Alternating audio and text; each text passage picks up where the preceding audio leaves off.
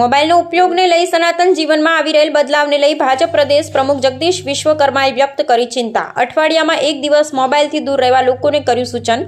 ગુજરાત પ્રદેશ પ્રમુખ જગદીશ વિશ્વકર્મા પહોંચ્યા વડતાલ સ્વામિનારાયણ મંદિરની મુલાકાતે। શિક્ષાપત્રીના 200 વર્ષ પૂર્ણ થવાના અવસરે ચાલી રહ્યો છે સમૈયામાં હાજરી આપી લક્ષ્મીનારાયણ દેવના કર્યા દર્શન અને સંતોના મેળવ્યા આશીર્વાદ।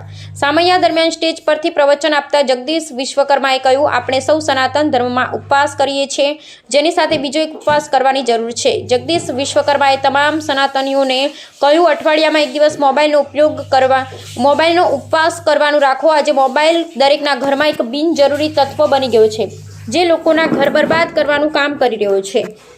બધા જ સંતોને હું પ્રાર્થના કરીશ અહીંથી હાર લઈ અને પૂજ્ય મહારાજ એના મરચા અને એનું બેસુરભાત એ મને મોકલાવે કોણ? જયેશભાઈ મારા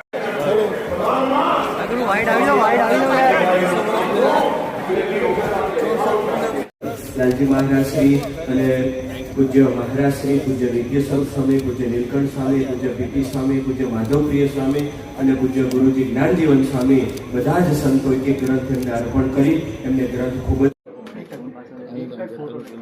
સાહેબ ને આવી જાઓ।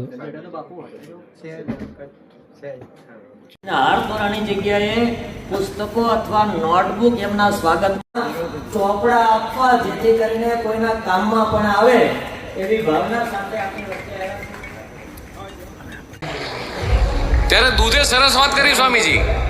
દૂધે એવું કીધું કે હું તને મારામાં ભેળવી તો દઉં, પણ આપણા બેના સંબંધો આજીવન રહેશે।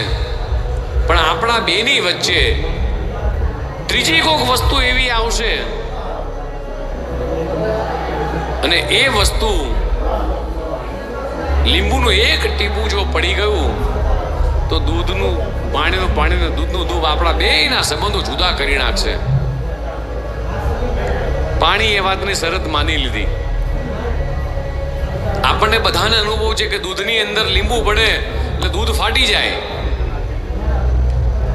એવી જ રીતે આજના સમયની અંદર, આજના સમાજની અંદર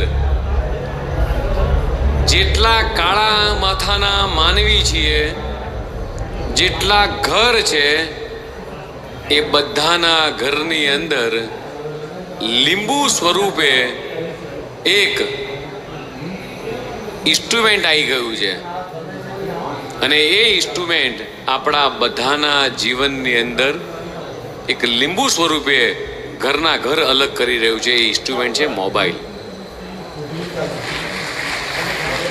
આજના દિવસે, આ 200 વર્ષના સમયના દિવસે હું ચોક્કસ કહીશ કે એવી એક પ્રતિજ્ઞા લઈને આપણે અહીંયાથી જઈએ, પરમ પૂજ્ય સ્વામીજીના આશીર્વાદ લઈને જઈએ, ભગવાન સ્વામિનારાયણના આશીર્વાદ લઈને જઈએ કે હું અઠવાડિયામાં એક દિવસ મોબાઈલનો ઉપવાસ કરી શકું।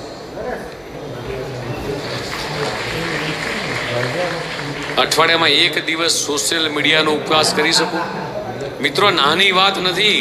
કદાચ ઘરે જઈને શાંતિથી વિચારજો, અત્યારે દરેક ઘરમાં 4 કે 5 કે 6 સભ્યો હોય, બધાના હાથમાં મોબાઈલ હોય અને માતા કે પિતા કે બાળકો જમવા બેઠા હોય કે વાતો કરવા બેઠા હોય, દરેક જણ પોતાના મોબાઈલમાં વ્યસ્ત હોય છે અને આના કારણે સમાજ જીવન ઉપર લોકોને માળા કરવાનો સમય નથી મળતો, ભગવાનને ભજવાનો સમય નથી મળતો, શિક્ષાપત્રી વાંચવાનો સમય નથી મળતો અને એ બધી જ જગ્યા લઈ લીધી છે મોબાઈલે।